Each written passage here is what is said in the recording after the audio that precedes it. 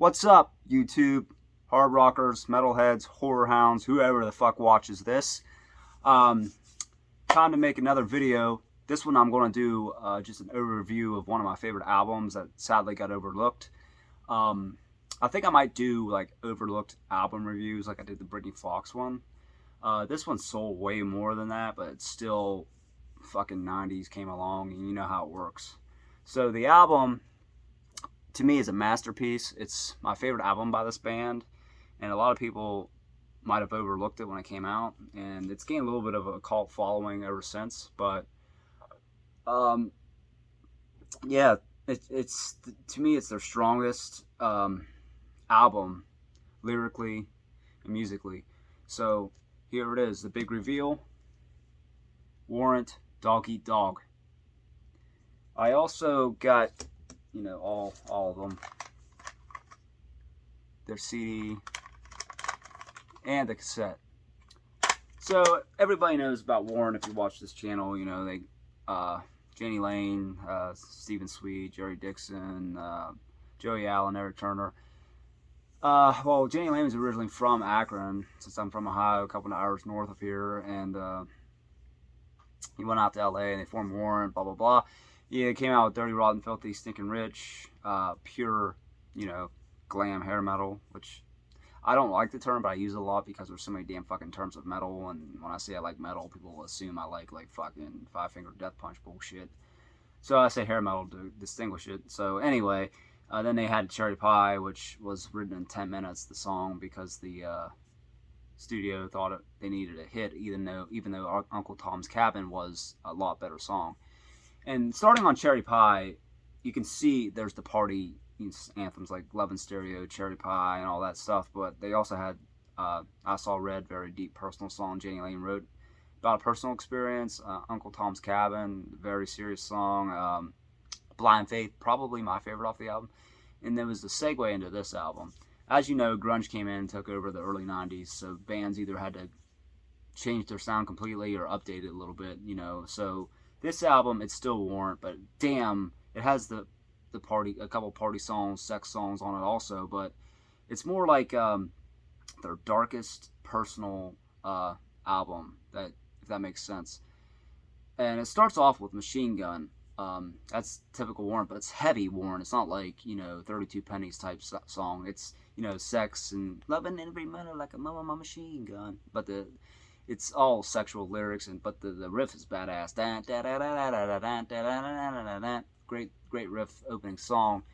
Then it goes into a hole in a wall about a pervert basically watching a girl's room, and a hole in my wall. And he's like, and lyrics like X-rated Disneyland, it's groovy T-Rex. It has a talk box in it, and it's another good song. Both those songs were singles.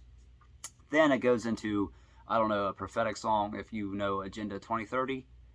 I'm not going to go into all this shit because people will fucking argue with me, but it's your own opinion. But, anybody that knows about Agenda 2030 and how the UN wants to,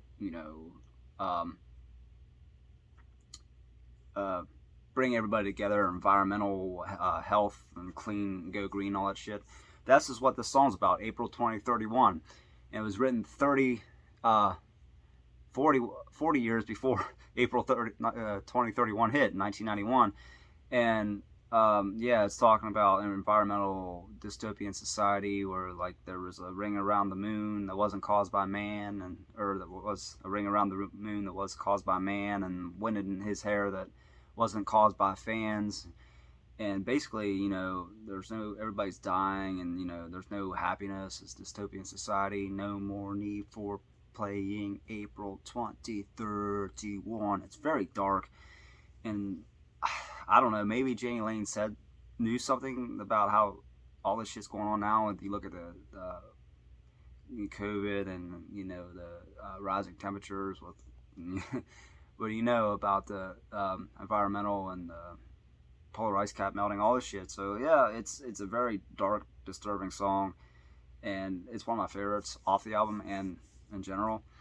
And the next one is even darker, especially with all the shootings now. It's like the common thing in America since Columbine happened, where this person is obsessed with somebody famous, and he wants their lifestyle, so he basically goes all the way and kills him just to become famous. And the song's called Andy Warhol Was Right because it's about the quote Andy Warhol said in the 80s, where maybe it wasn't the 80s, but he said it, his most famous quote was, in the future, everybody will be famous for 15 minutes. And you look at all these fucking idiots that shoot up all these schools and public places, that a lot of them will say, like, I'm going to be remembered, or I'm going to be famous, or you'll remember me, and they send shit to the media and all this. Yeah, you will be until the next shooting happens in America, which will be the next day or next week.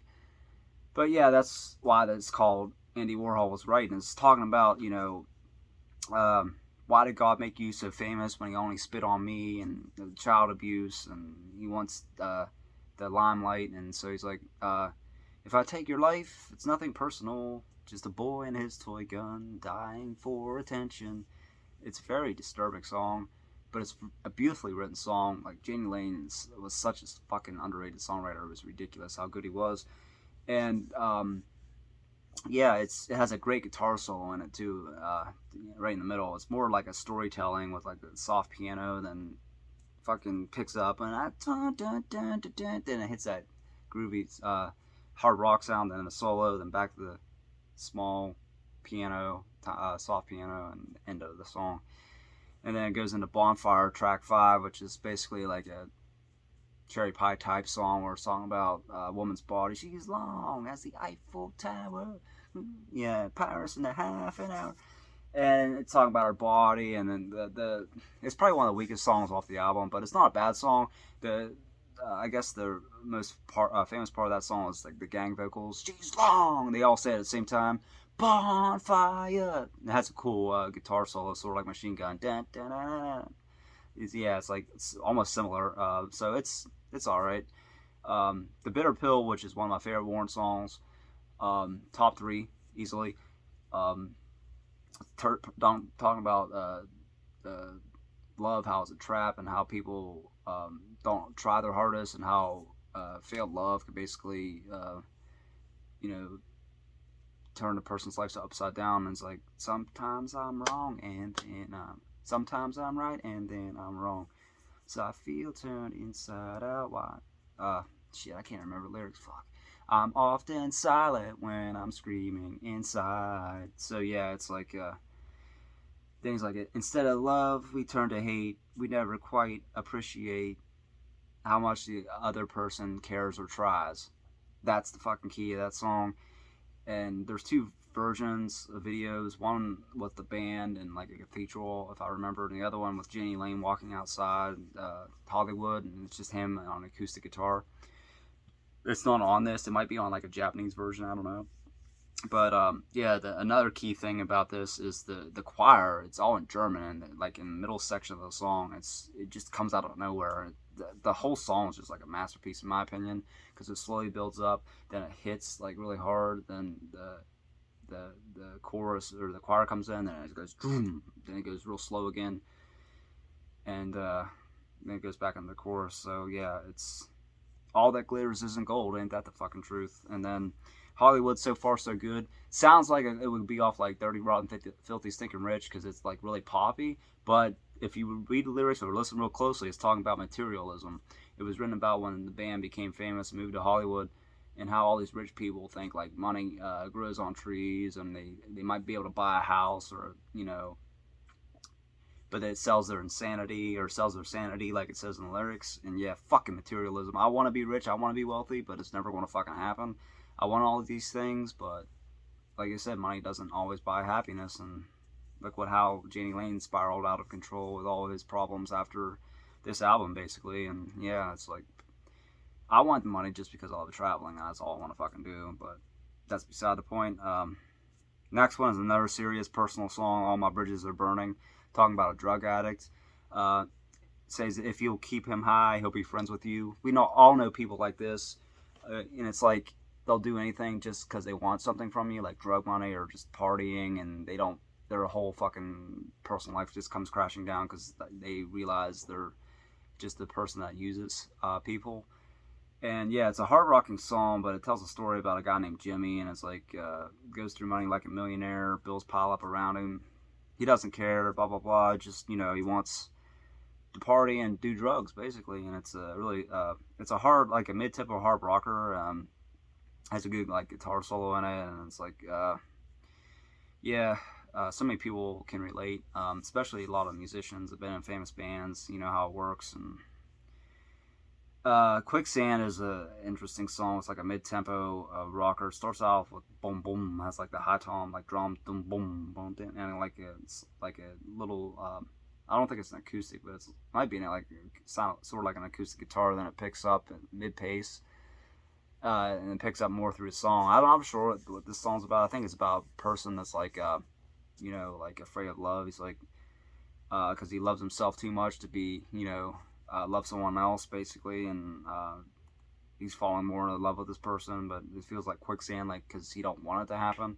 At least that's what I get from the song. It's a decent song. It's one of the better songs on the album. It's not a great song, but the next one, "Let It Rain," is an acoustic song about heartbreak after losing a loved one, losing a lover, and just feeling down and wanting to give up, and basically let it rain down on him, hide the tears of crying so no one can see. Yeah, it's a really good ballad. It's definitely underrated.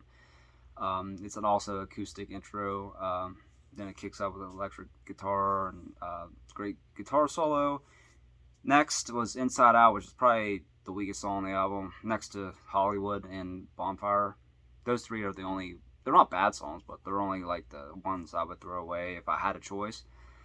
If somebody had a gun to my head, I would say those are the three. And it's like a fast, aggressive, almost like thrash-like metal song.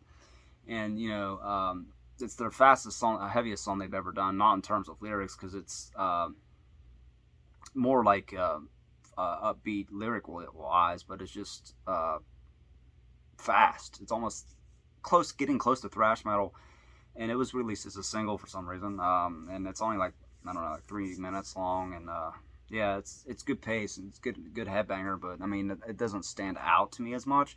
And the ending, which is weird because it was written, "Sad Teresa's" the last song, was written by Plain Jane, his band when he was in Ohio, Jani Lane's band. What's weird about this is if you listen to this album, it's like 20 seconds of silence after "Inside Out," and this kicks on, and it's another great ballad. Starts with the acoustic guitar, "Sad Teresa on a front porch swing."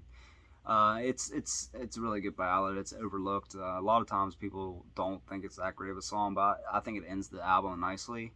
And so that's basically Dog Eat Dog in a nutshell.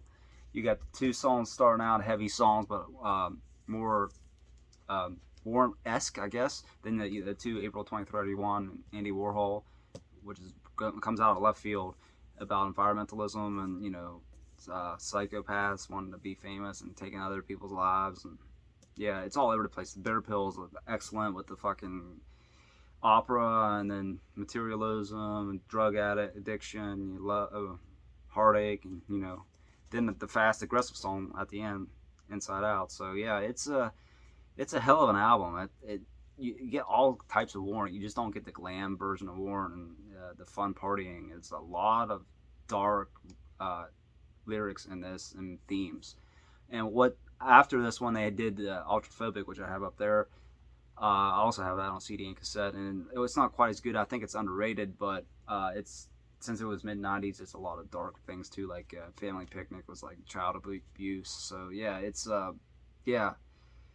But after this came out, Warrant kind of fell apart, you know, with grunge and everything taking over, and Jani Lane's personal troubles, and eventually, you know, him passing accidentally in a condo lodge in California, accidental drug overdose with alcohol. So yeah, it was a sad life for Jani Lane, and I guess Bobby Brown wrote in a book that he was raped by a band member, or not his band member, but some musician or band. I don't know how true that is. I haven't read the book, but she might just be spewing shit. But I wouldn't be surprised, because he had a hard-ass, difficult life. Not growing up, though. Once he became famous, it was more like women abused him in his life and all that. So, yeah. But anyway, that's a video for another day. But that's Warrant, Dog Eat Dog. And that's my personal favorite Warrant album. It's really close with Cherry Pie, but I think I listened to this one more. I think the songwriting's a lot better. it's more diverse and just you get everything with this album. And I think if you know Warrant just for Heaven and Cherry Pie and Dirty Rotten Filthy Stinking Rich, Down Boys, check out Dog Eat Dog, and I assure you, you will be blown away by how fucking good it is. I can't even speak. I was going to say freaking, you know what I mean. But anyway, yeah, that was just more. It's kind of a review, but it's more of an overview too of what happened and where the band was at the time. And yeah, it was their best album under the most difficult of circumstances because the tide was changing with the music scene, and you know, and they never really recovered after this album. And a lot of bands from that era never did because of fucking grunge in '90s. And before I go off on a tangent, I just want to say that the '90s fucking ruined metal music. Yeah, people's like, it's the best music scene ever. Everybody talks about it. I'm like, it fucking ruined metal. Ever since the '90s, yeah, they had like famous bands in the '90s, but the metal, even fucking Metallica, which I'm not a big fan of, and everybody gets on my ass about, they said metal's dead, and they're pussies and fucking sellouts. But that's a different story. But yeah, even you got the biggest metal band in the world saying, "Oh, metal's dead," and cutting their hair in the mid '90s. Yeah, it never recovered. In Europe's a different story, and that's why I want to be over there. But yeah, whatever. So, like I said, I'll put a link in the description of maybe a different album, maybe the one Brittany Fox one I talked about, and the subscribe button. If you liked me and talking about this, I know I talk too fucking much, but I just wanted to get a review out of this album because it's one of my favorite albums. I think it's highly overlooked, and even though it went gold, it did have a little bit of success. It went gold. It was in the top 30 on the Billboard chart, so it sold decently enough at the beginning, but it just fell off right after that, and it kind of went into obscurity a little bit. But I think more and more people now are figuring out how great of an album it is. So anyway, I'll leave you on that note, and thanks for watching. Subscribe if you want to see my ass talk about metal and horror and just go off on tangents. I'll be more than happy to have more subscribers. So thanks for watching. Keep on rocking. And before I forget, tomorrow, since it's after midnight, is Ronnie James Dio's 80th birthday. Yeah, the metal horns to the legend himself. So take care.